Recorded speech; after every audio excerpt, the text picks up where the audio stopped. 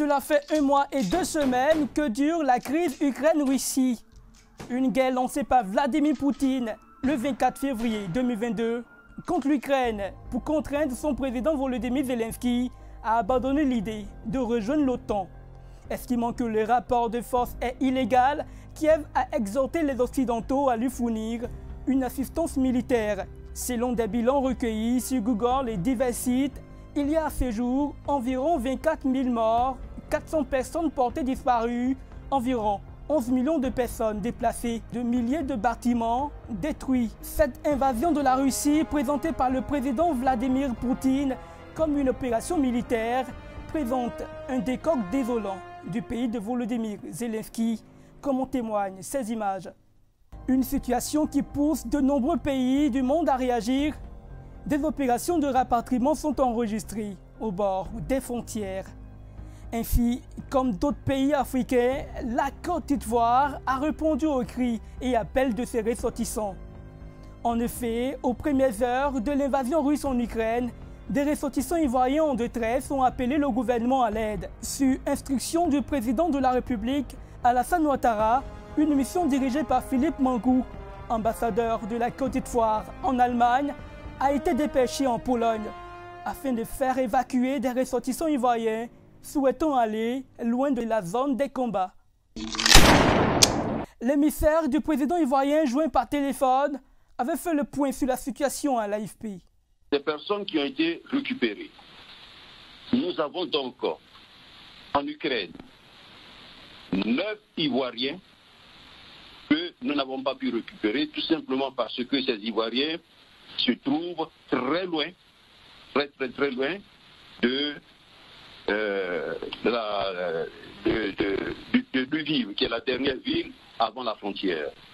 Nous avons les noms de ces Ivoiriens, nous avons leurs contacts et nous sommes constamment en contact avec eux pour leur remonter le moral. Nous avons un Ivoirien qui a pu sortir et qui se retrouve, lui, en Roumanie. Nous avons également pris contact avec lui. Il est dans une situation, il est très démuni. Il ne comprend pas la langue. Et nous sommes en train de faire le nécessaire pour qu'il reçoive l'argent pour prendre son cas et se rendre en Suisse, où nous avons notre ambassadeur, avec qui j'ai pris contact, qui va lui faire un papier pour lui permettre de voyager et d'être récupéré par notre ambassadeur. Quelles sont les conséquences de cette crise sur le quotidien des Ivoiriens? Ou comment la crise est-elle ressentie et vécue par des populations en Côte d'Ivoire? Des Ivoiriens se prononcent dans la capitale économique. Je veux dire que la crise d'Ukraine pèse beaucoup. Les gens profitent pour augmenter tout. Et puis bon, les échanges aussi.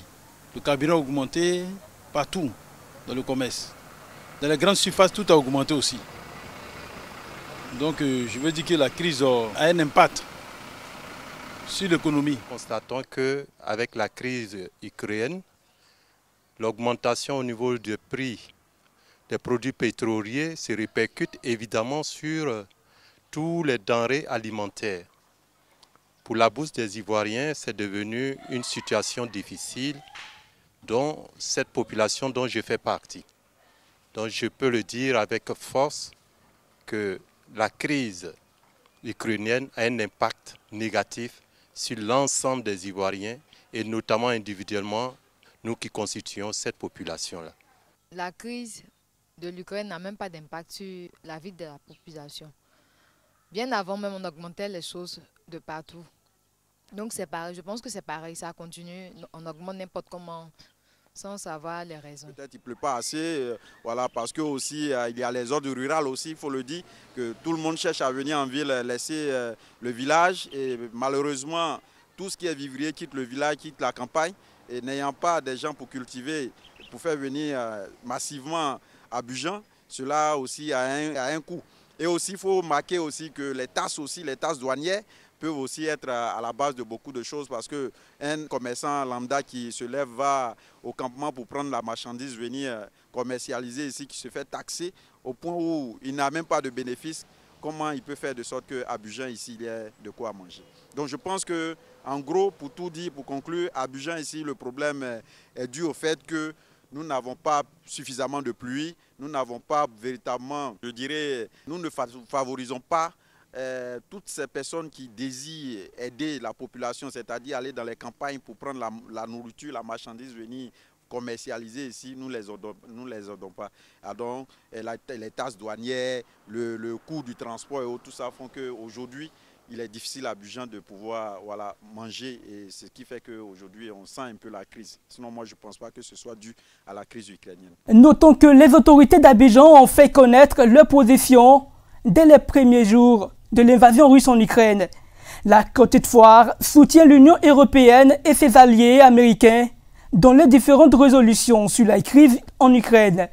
Madame Kandia Camara, ministre d'État, ministre des Affaires étrangères et de l'intégration africaine et de la diaspora, l'a fait savoir aux ambassadeurs des pays membres de l'Union européenne accrédités en Côte d'Ivoire et celui des États-Unis.